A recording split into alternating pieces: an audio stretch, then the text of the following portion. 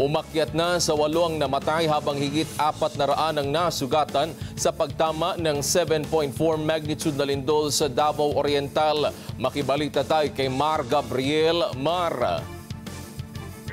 8 na ang kumpirmadong namatay sa pagtama ng 7.4 magnitude na lindol sa Manay, Davao Oriental noong Biyernes.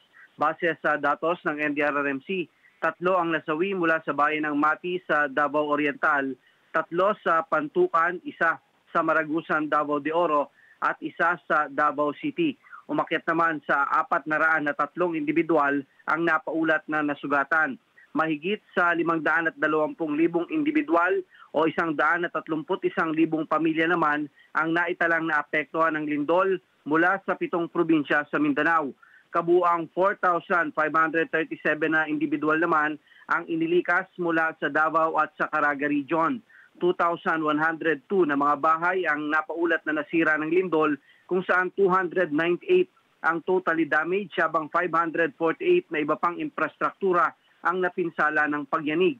Samantala, pinasalamatan ni Acting PNP Chief Lieutenant General Jose Melencio Nartates ang mga pulis sa Davao at sa Caraga Region na rumisponde sa nangyaring lindol. Patunay daw ito ng kahandaan at pagkakaisa ng puwersa ng kapulisan sa pagtulong sa mga kababayan sa panahon ng sakuna. Para sa Mata ng Agila, Mar Gabriel, matatag, matapang, matapat.